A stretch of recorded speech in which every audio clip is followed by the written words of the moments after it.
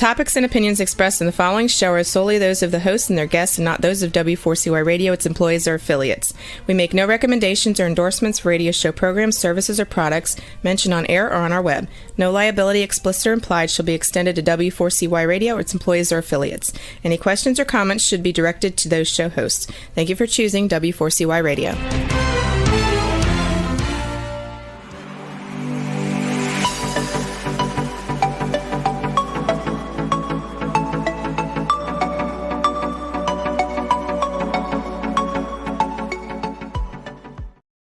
Well, hello and welcome to Bill Martinez. We are live. Great to have you here with us. And Rabbi Jeffrey Katz is going to be joining us in just a moment to talk about his new book, Rules to Live By, Maimonides' Guide to a Wonderful Life. There is so much wisdom and just practicality in this book that Jeffrey has delineated for us. Just a little bit of Jeffrey's background here. He's a lifelong student and teacher of rationalist religious philosophy. When was the last time you heard those three words put together, huh? But I'll tell you, it makes a big difference. He became fascinated in his youth by his discovery of the ancient wisdom of Maimonides and received rabbinic ordination while focusing on disseminating the ancient life-changing wisdom that he had uncovered. On top of that, as if he's not busy enough, he's also a practicing attorney, but do not hold that against him. He is a nice man. And it's great to have Jeffrey Katz with us now. Jeffrey, how are you, sir? Great, Bill. It's great to be here with you. Thank you. Well, I'm so excited to talk about this book. You and I had the privilege of breaking this down earlier on my radio show, and it was so powerfully received by our audience. I said, look, I got to get you on our TV show to where we can give you that much more exposure. And it's not just about the exposure, it's the message that you bring, Jeffrey. Oh, thank you so much. Maimonides was an incredible guy. He lived about 800 years ago, but when he lived, he was the premier, not only doctor of his time, basically the physician to the king of Egypt at the time, who was the sultan in Cairo. But he was also the top spiritualist and rabbi and philosopher of his time. His works are still studied today. They're poured over in Jewish schools around the world and also in major universities in the philosophy department. Thomas Aquinas kind of took over where Maimonides had left off in reconciling religion and faith with science and so forth. So Maimonides is both one of the greatest men of science and doctors of all time, and also one of the great thinkers and philosophers and men of faith and science. He really stands out in his practical wisdom in virtually all areas of life. Really is profound. And they really, these ideas, even though sometimes they sound simple, they're basic. And if they're followed, they really can allow people to just really excel in all the different main areas of their lives and really turn their lives around. Yeah, what Maimonides reinforced here, I believe, were godly principles that are clearly lined out in Scripture. And that if we, as God said to Cain, if you do well, will it not go right for you? So we need to be in rhythm with God's creation and creation in all levels, not only the universe that he created, but the people within the universe. And Maimonides really struck that harmonious chord and balance as he was able to discern, because also from the Word of God, it says that the beginning of wisdom is the fear of God. Maimonides had a relationship with God, no doubt. And his fear of God and this fear that we talk about, sometimes people hear, oh, the fear of God, and they think, oh, that here the cosmic hammer is going to smack us or something. There's a little bit more to that. And you being a rabbi could probably break that down a little bit more for us to help us understand that when the Bible talks about the fear of God, exactly how does that translate in Hebrew? So basically, the Hebrew expression of Yiras Shamayim, fear of God, it basically starts with link with God and link with your family. And then it'll extend out to links with the larger community. So start with the family. Maimonides teaches us the most basic principles anchored in the Bible for dealing with the most basic areas of life. And one of the most basic is family life. Exactly. So for example, with one's parents, God has commanded us to respect our parents. So that extends, Maimonides teaches us that that is something we all have to take very seriously. If you're in the middle of a business meeting and you get to see your mother or your father needs you for a few Right. minutes, you shouldn't say, "Oh, I have something important, urgent on another business matter. I have to excuse myself." You should tell the people you're in the meeting with, "My mother needs me now for 10 minutes. My father needs me," and excuse yourself. Not only will you fulfill the precept of respect for your parents, but you'll let other people know that respecting your parents is very important to you. That's the right kind of quality, and it goes so far. And God commanded us to respect our parents. So Maimonides goes so far as to illustrate that if you're at a community banquet, for example, and you're being celebrated by, whatever, all your friends in your community, and your mother or father comes to you and starts hitting you over the head with a pan and spits in your face and curses at you, you are commanded to stay silent. Maimonides says, do not object, do not protest, just stay silent. Why? Because if the president of the United States or a king had commanded you to stay silent in such a situation, you definitely would do so. And here, Right. the King of Kings has commanded you to stay silent and respect your parents. To that degree, respect for parents needs to go with your spouse, for example. Maimonides lays out the levels of partnership in a marriage that one should always aim for. And again, these are a little bit aspirational, but we should all try to reach these. The first is a partnership of possessions, where that's kind of the lowest form of partnership you could have, but it is something. You establish a joint household, you share your possessions. Then you graduate to a partnership of the body, where you touch the divine, you create children together, you make that decision. You expand and fulfill God's word in that way. But then even beyond a household with children, you then get to the third level of partnership, which is a partnership of morals. In other words, the household stands for something. It stands for certain values vis-a-vis the community. It stands for certain ideas and principles that the household tries to share and tries to bring to the outside world. And then even beyond that, there's finally the partnership of spirit, where where the spouses are so intertwined in a relationship of unconditional love that their relationship with each other becomes each one's greatest blessing, and where they can look back at their accomplishments together and look forward to further challenges and further growth together. So those are other areas that anchored in the Bible, and family is very important and very fundamental and foundational. I'll tell you, if we followed that prescription, we would pretty much minimize divorce as opposed to the divorce rate that exists today, right? Right, right. And even with respect to children, Maimonides counsels, become your child's advisor, not his boss. Don't try to control your children's life, because if you try to control your kid's life, it's not going to go so well. You'll be resented, or God forbid, you'll be hated by your kids. Instead, you want to just let them understand. You want to let them develop their own decision making. When they reach the age where they can start reasoning for themselves, explain to them when they're at with them, when they need to make a decision, what the likely results of their different choices are going to be. And pretty soon you're going to develop in that way your children's own judgment, which is so important, because children are like trees, in the sense that if you overwater them, they're not going to develop the deep roots, the strong roots that they need to become independent, strong people. And they'll be subject to all of these influences coming in from the outside.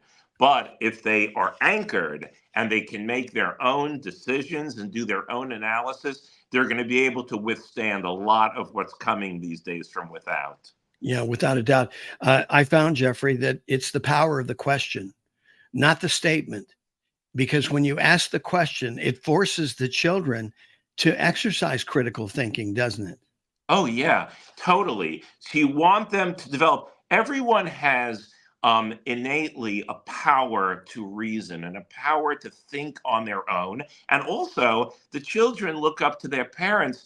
The children will take on the values of their parents if the parents explain decisions and judgments that need to be made, not only so the kids understand and can think, but in terms of Mhm. the values that you want to pass on to your kids. Because, if we don't pass our own values on to our kids, any number of other people are waiting in the wings and Oh, yeah. waiting to pass on their values to your children, which may be very different from your values. So that's why Maimonides says it's very important to have regular times with your kids where you're discussing things, working on projects relating to your values. What a Mhm. great way, what a productive, beautiful way to spend time with your children. Yeah, without a doubt. It gives them an opportunity to ask questions of you because maybe they perceive something that is inconsistent with what values they seem to be, sharing with their kids. And there's a conflict there. But if you haven't set up a routine or a discipline where you get together, if it's over dinner or in some other informal application, then you miss out on that. I mean, I see that just in analyzing how I raise my kids and how regrettably I failed to do that, Jeffrey. Mm. It's so true that getting the children to ask questions, that really is such a great key because then as the child notices that some value they see or that someone's telling them is so different from what either common sense would say or Mhm. what you've taught them in the past, by having those regular times for talking and teaching values and interactions, you can explore all of those issues. And Yeah. then once you've discussed those issues with your children enough, they'll really internalize them. And again, they'll really be shielded and protected from all of this stuff that they're Exactly. being bombarded with from all around. Yeah, without a doubt. We're talking with Rabbi Jeffrey Katz, his book, Rules to Live By, Maimonides' Guide to a Wonderful Life. Jeffrey, I want to go back and revisit what you said earlier about honoring our mother and our father. Some people may recall that there was a time in Jesus's ministry when his mother and brothers were outside, and the Lord was told, "Your mother and brothers are outside." And he said, "Let me tell you who my brothers and my mother's who my mother and brothers are, and they are the ones that are here with me right now." So there must have been, because I know that people are going to remember that, and I got to imagine, because it's something the Bible doesn't talk a whole lot about. You just have to imagine there must have been some sort of conflict there with Jesus' home life and his family as to why he would not have, as you said, hit the pause button and go spend a minute with his mother and his brothers to ask them what they wanted. Mm. Fascinating issues and questions there. And the family, what it strikes as a chord of family is so important, but then connection with God is another facet and kind of equally important because Mhm. Maimonides tells us, just like a child, Bill, can't really be happy unless the child has a strong connection with his parents. Any person can't really be happy unless the person has a strong connection with God.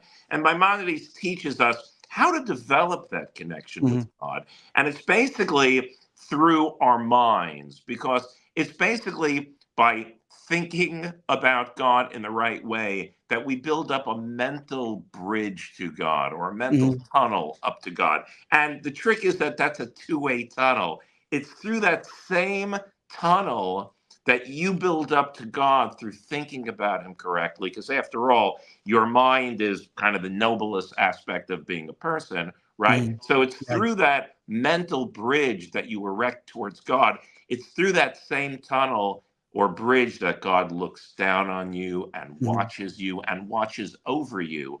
And according to Maimonides, that's going to be one of the main avenues of divine providence where Mhm. God will it can intercede in your life. God may implant an idea in your mind to help you through a tough situation or a crisis, Right. give you a hint as to how to manage a difficult situation. Because Maimonides talks about the divine overflow. The divine overflow is that overflowing abundance of ideas and guidance and wisdom and love coming down from God at all times. The Mhm. trick is it's like a radio.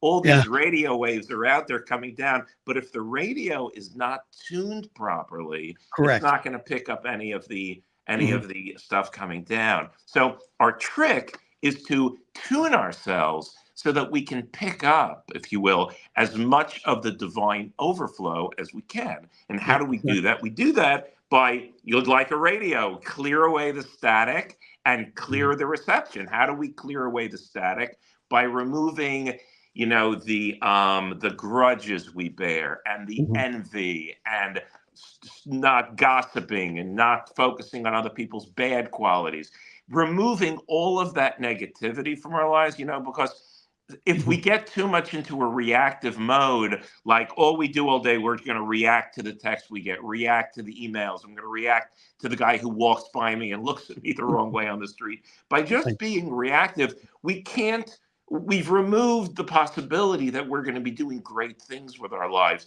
in connection Exactly. with God or our family or projects or charitable things or our work.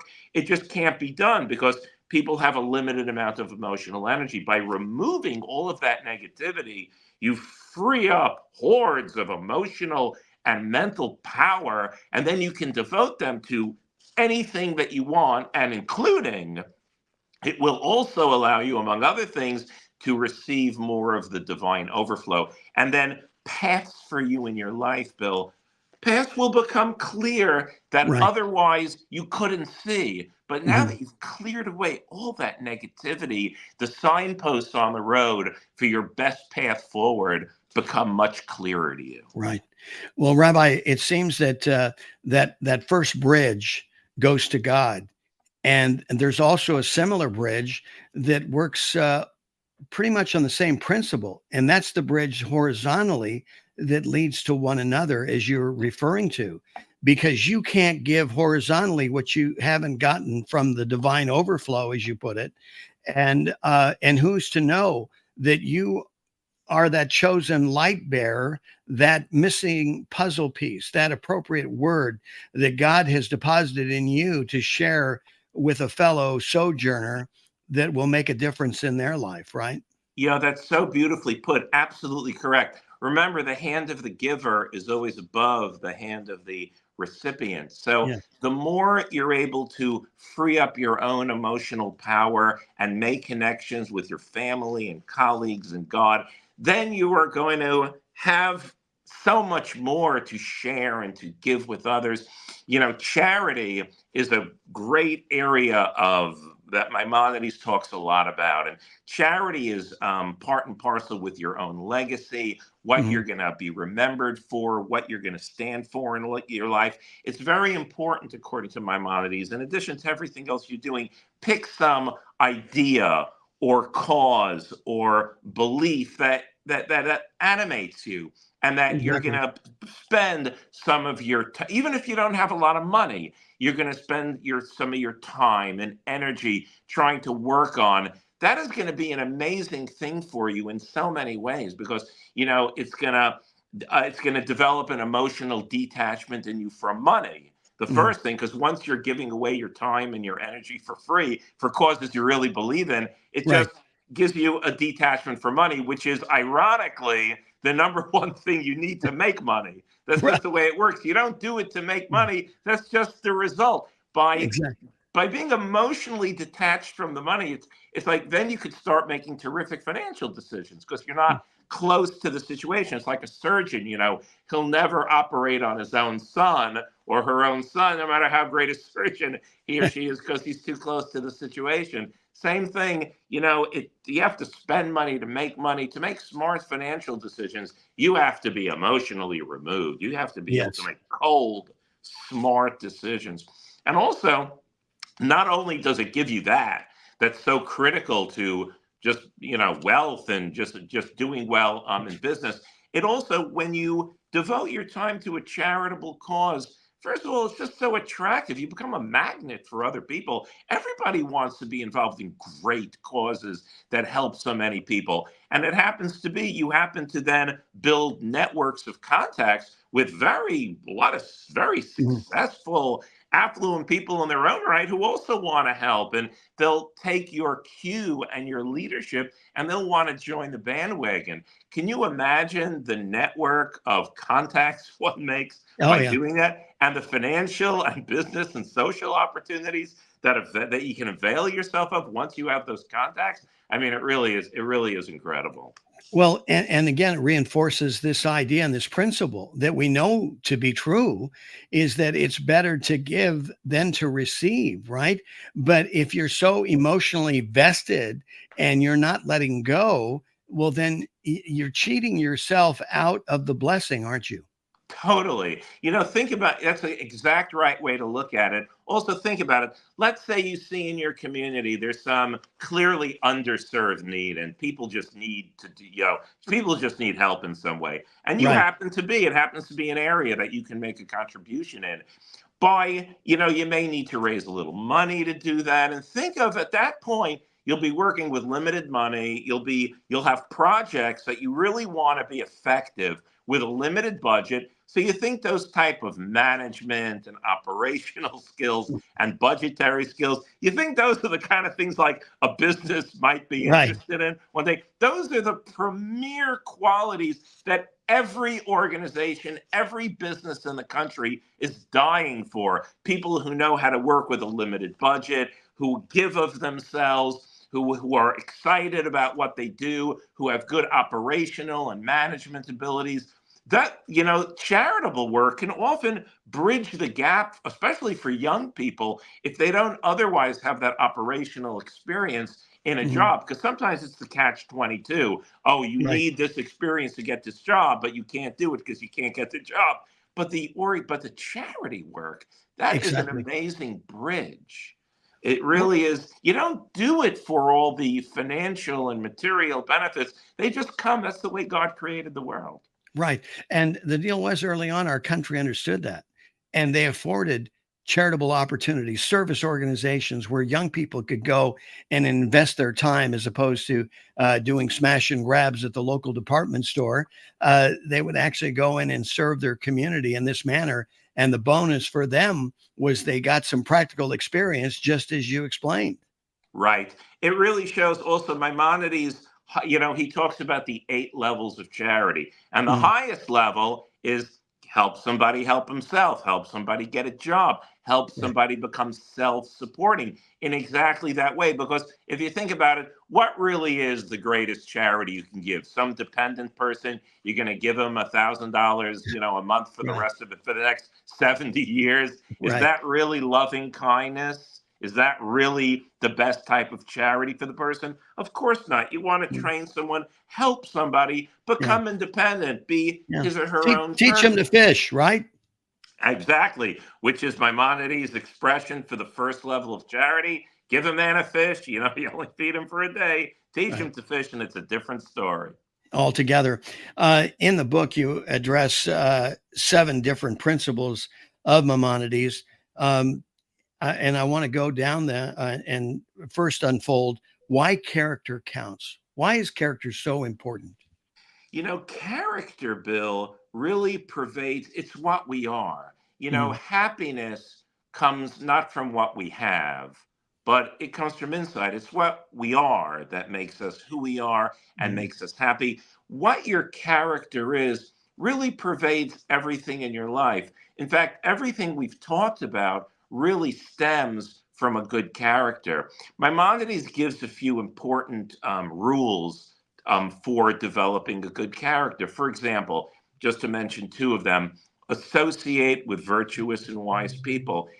Choose your friends carefully, because the people you spend most of your time with, they should be people who have good values in themselves, are virtuous mm, people, are people that you want to emulate, people that you want to be like, not the opposite. So that's a really important principle of character development. Another principle is to, again, never gossip. I mean, it sounds really hard, but it's all about Mhm. retaking emotional control of your life so that your powers can be dedicated to the things you really want to do that are positive in life. Exactly. Stay away from gossip. Don't focus on bad qualities of other people. Focus only on their good qualities. Stay away from all of the negativity. Don't bear grudges against people. Certainly don't. Some people, half their day is spent just sulking over grudges they Yeah. have. Can you imagine a more Yeah. wasteful use Well, of power and and energy? and, and Jeffrey, it's so common because this is what the culture does without God. If you're not checking yourself on a constant basis, I find myself, moment to moment at times. Oh man, why did I say that? Why am I? Where's that coming from? Where's that thought coming from? And if you're not, guarded by God's word and and serious about your relationship with God, next thing you know, you're reflecting that dark light of the culture, which is all these things that promote death. They do not promote life because, as we know, God Almighty is a God of life and not death. Right. No, that's exactly right. All of the negativity can be seen, Bill, as just part of the slippery slope toward death. Because what Exactly. is death really but the absence of life? It's the absence of anything positive. Once you've removed all the good and once you've removed the positive life force, you're just left with death and gossip and envy and focusing on the bad and all of the negativity. It's Mm. all on the road to in that direction. So And there's then no your gospel is what? Social media, right, right? right. Well, there you I mean, go. again, we're just so overpowered by the culture. And again, what we're sharing with our audience today are key principles. And these are principles that are not new necessarily. They're principles that maybe your parents or your grandparents taught you along the way. But you see, we don't often talk about these. And they get lost in translation. This is why God warned the children of Israel what their responsibility was in taking the message of God, to their children, to talk about them as they walked along the road, as they sat Mhm. down for dinner, before they went to bed, that it was a constant reminder of God's goodness, right? That's exactly right. Do you know Maimonides said that if he felt that if he didn't commit these principles to writing before he passed on, that he Mhm. would be denying all of us our rightful inheritance. Yeah. Because it's our right as people that somebody should tell us what we should be anchored in, the truth, the right, not just that we should all be flailing along like with all these messages that are just bombarding us that really are leading us in all of the wrong directions. That's why Maimonides said it was so vital that he put these ideas and these basic principles and fundamental truths down just so we can all benefit from them. And, Exactly. they're so basic, they're not very hard to follow, but Mm. somebody has to tell people that this is the right pick. People don't even hear it anymore. That's Right. the sad thing. Well, as you and I talked before, Jeffrey, I mean, this wisdom comes from the word of God. It's as if Maimonides went into the infrastructure of God's creation, got down into the foundation, down to where even water, where it came from, the bowels of the earth, and he could look into the infrastructure and saying, okay, here's God's infrastructure, and this is what God wants to produce. He wants to produce a godly heritage. This is God's character, and so everything that he put in his creation was to that end.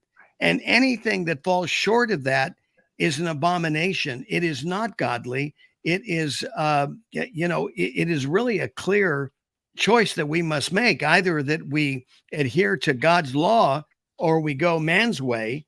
And, each of us, at least most of us who are listening today, Jeffrey, have experienced enough about life to realize what happens when we violate godly principles. Right. Do you know there's an expression that came around in Maimonides' time? His name was Moses. The expression was, from Yeah. Moses to Moses, there was none like Moses. And that's because Moses Maimonides, who we're talking about here, since the days of the biblical Moses, no one had really just very simply, in a very methodical and organized manner, set out the basic rules that anyone can open up and anyone can look up and follow. And my book, I'm thank God, I'm delighted to say I was able to, not only did I divide the book into the 7 sections, the 7 main areas of life. Each chapter is one simple idea of Maimonides. Each chapter is only a couple of pages long, and I really worked very hard to make the ideas super accessible so anybody could just pick it up, read a couple of chapters a night before they go to sleep, and put it away till the next night, because it doesn't have to be complicated, and it's not. No. And it's amazing that each chapter there is a consistent element, and that is God's righteousness, God's God's principles that are so established, principles that he referred to when he was talking to Cain, as you and I discussed before, when God rejected Cain's worship. Cain somehow thought God was going to grade on the curve, and he found out the hard way that God is clear and he's exact in how he must be worshiped. If you violate that, there's no way that your sacrifice can be accepted. But what I love that God said to Cain, that I believe echoes through the millennia and speaks clearly to all of us. God very succinctly told Cain, says, if you do right, will it not go well for you?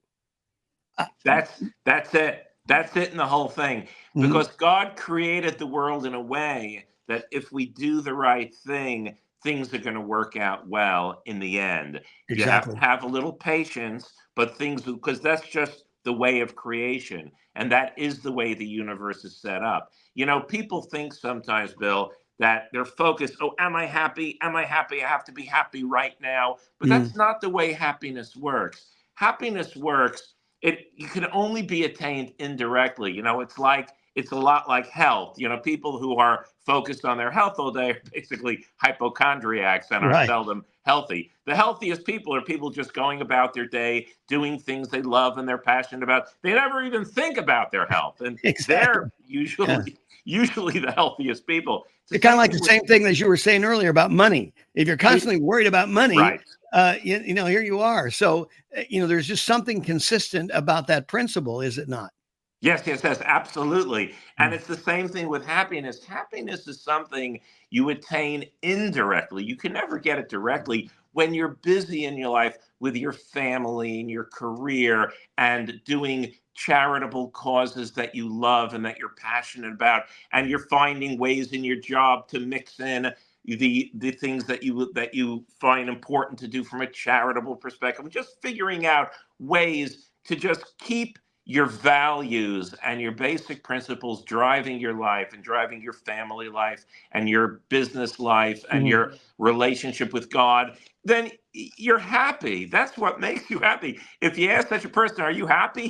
He'll be like stunned. Well, I love everything I'm doing. My life is so Right. fulfilled and meaningful. Sure, of course I'm happy, but they never even think about it, because that's what happiness really is. Well, Jeffrey Katz is recognized as one of the foremost contemporary interpreters of Maimonides' teachings in Rules to Live By, Maimonides' Guide to a Wonderful Life. The rabbi shows us how the strategies and advice of this medieval philosopher stands the test of time and serves as a roadmap to health, wealth, satisfaction, despite the turmoil and uncertainties of modern life. And certainly we're awash with those uncertainties. And I believe the reason why is because we've chosen to disanchor from God himself. What arrogance, Jeffrey, that we would tell God, oh, that's okay, we'll take it from here, right? Right, of course. And if you think about it, humility is something that Maimonides was very, taught Mm. Basically, Maimonides taught about balance in life. In other words, you need a balance in all these different areas, and to be happy, you should focus on all these areas and make sure you're happy with how these areas are going. But humility is one area that Maimonides said no. No middle Mm. balance is good there. Right. Pride is not a good thing.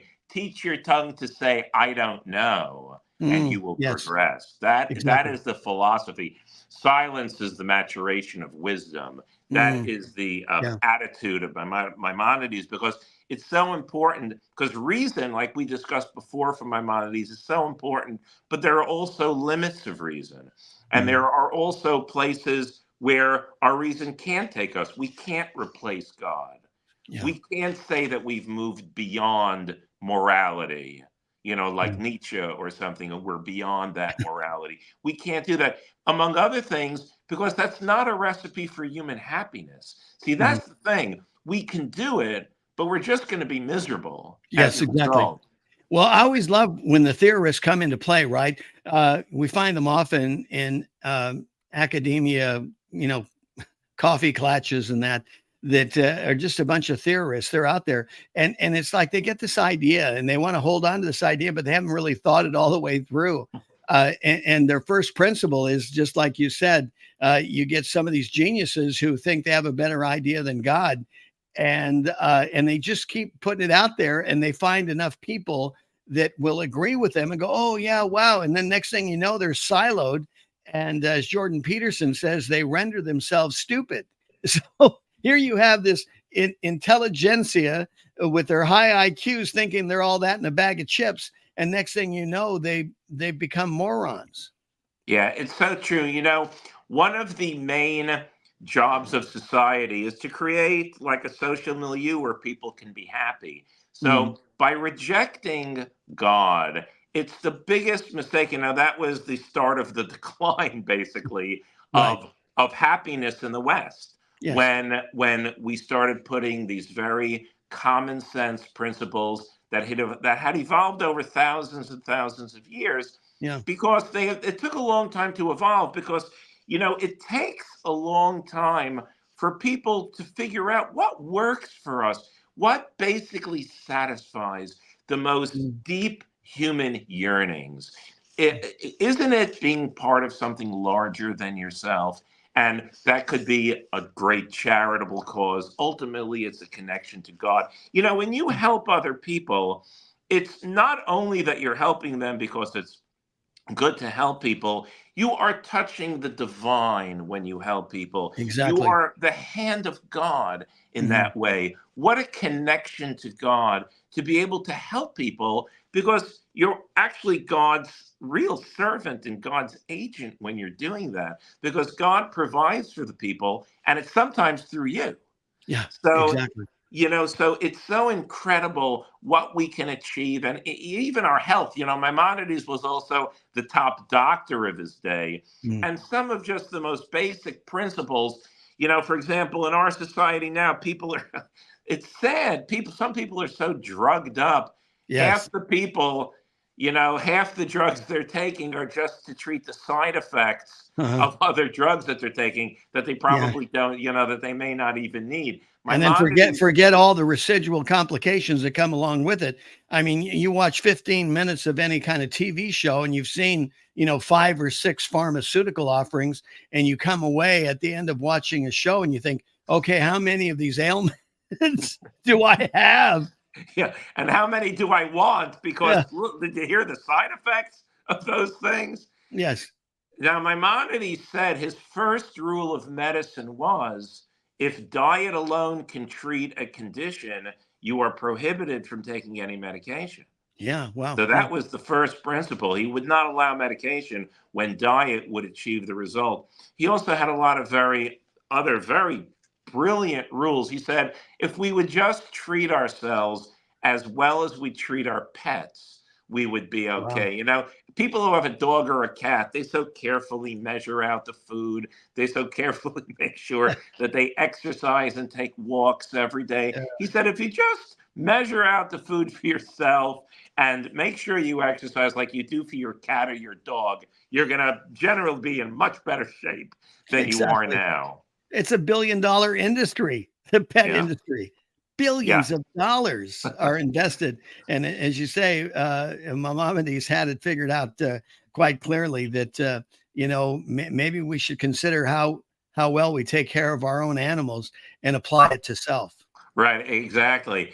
And he said that the best form of exercise is exercise which engages your whole body, but also lifts your spirits and your Yeah. mood at the same time. So perhaps you arrange with a good friend who you enjoy speaking with a brisk walk every day or 3 times a week, something like that.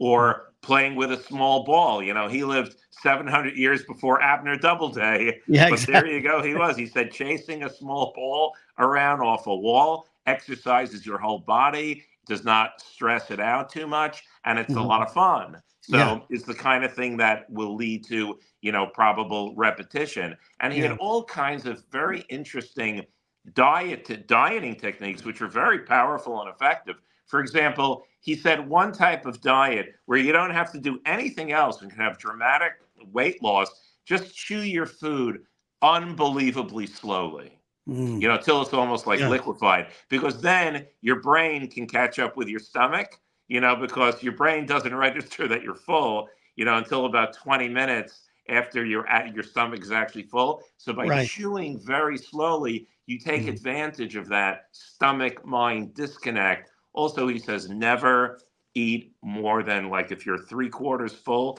just Mm. stop. That's like, Yes, exactly. Yeah. and Yeah. all kinds of other such Mm. useful medical advice, just common Yeah. sense stuff, which is so obviously helpful.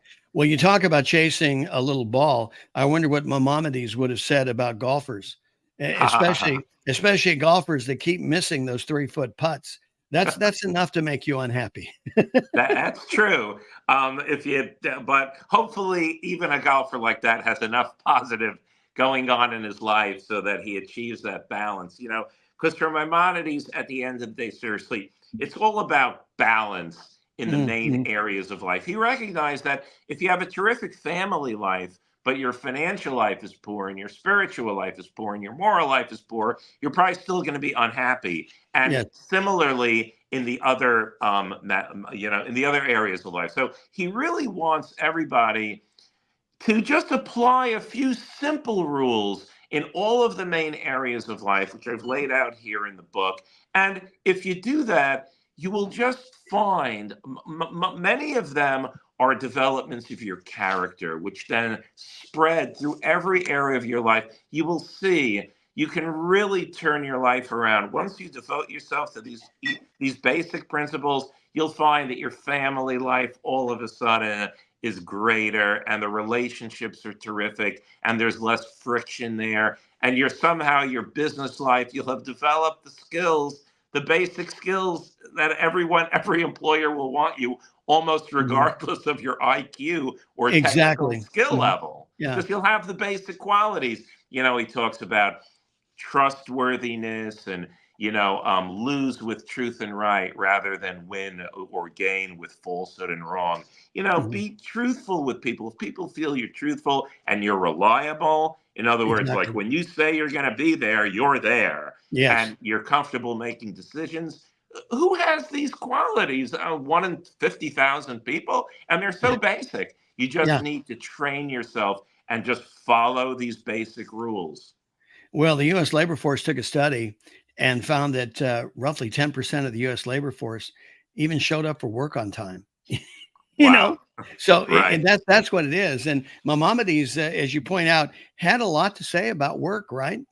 Oh, tremendous amount. I mean, for example, he says in finances, be strict with yourself, generous with others. So, Mm. what does that mean? First of all, he points in a family setting, if money is limited, it is the proper and right thing to do to deny yourself of something, your spouse and your children, be more generous with them.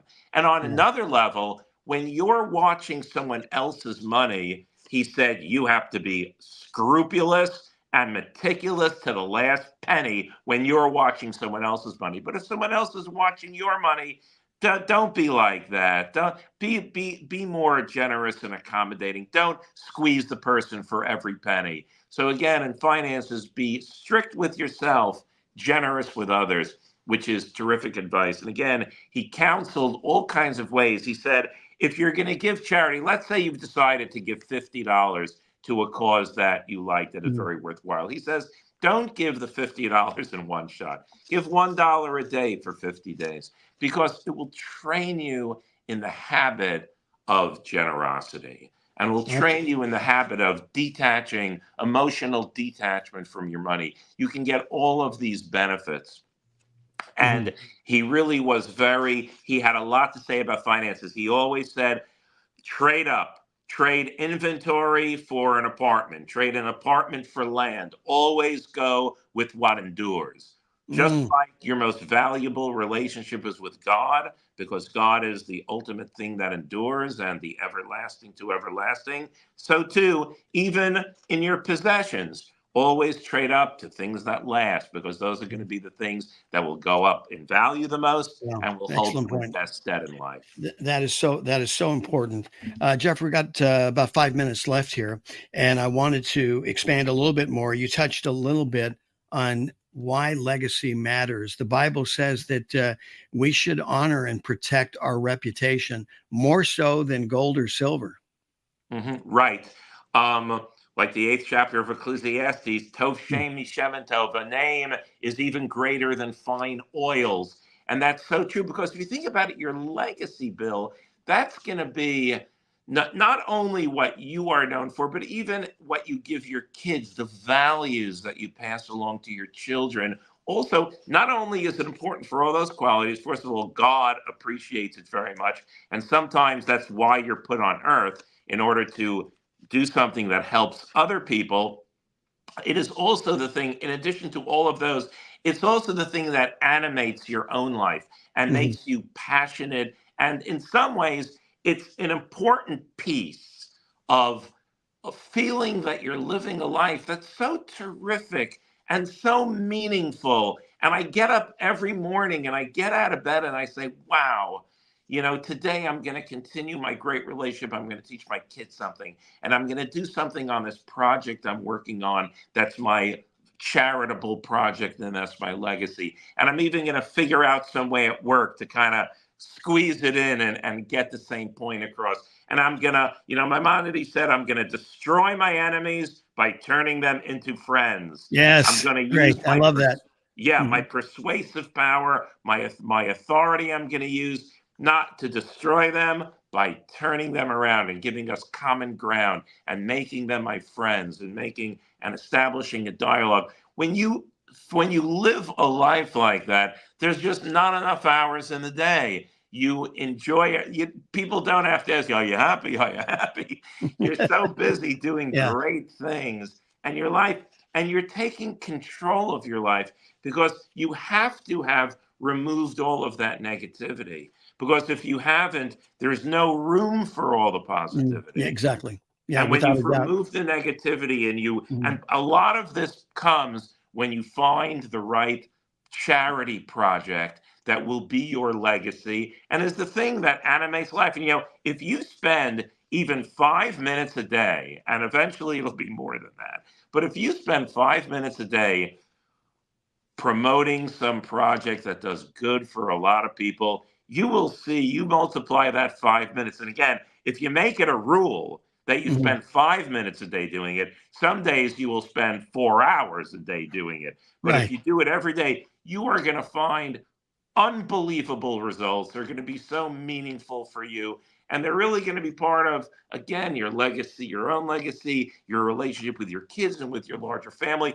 And when I say kids, I include grandchildren, nephews, nieces, any younger family members or wards, whatever. It's intergenerational. And that way we pass along our values, even though there are many others waiting in the wings, waiting to pass along theirs. Well, and what they'll do, let Jeff, them by doing that. Your legacy will be shared with generations yet to come. God knew this, right? And this is what happens. We've got a minute left here, and I want to give you the closing summary here of what you want the readers to take away from this book, Rules to Live By. Thank you so much, Bill. So I would say I can only talk about my own life and how profound following these rules was in my own life. They Mhm. really were a formula for me where I was really able to turn my life around and take it to the next level. And the rules are so basic and simple, but when they're applied on a consistent basis, they're a winning formula. And I think the reason Maimonides was able to come up with it was because he was a master of the physical realm, top doctor of his time, great scientist and astronomer. But he was also this amazing spiritualist, taught you how to become close to God. And really, he had both worlds. And his recipe is really a formula for great meaning and satisfaction in life. It's really wonderful. That's why I call the book Maimonides' Guide to a Wonderful Life, It Rules to is. Live By, because that's really what it allows everybody to have. You just have to follow some of these rules. Well, Jeffrey Katz, you are a blessing. Thank you so much for coming on the show, blessing me again and our audience. And we say, share it. Do not hold on to the blessing. Pay it forward and get your hands on this book, Rules to Live By, Maimonides' Guide to a Wonderful Life from Jeffrey Katz. Jeffrey, thank you again. God bless you. Appreciate you. Thank you so much, Bill. God bless. And thank you, ladies and gentlemen, for sharing a part of your day with us. May God bless you and keep you. May he make his face shine upon you and be gracious unto you and give you his peace. Thanks again for being with us. God bless.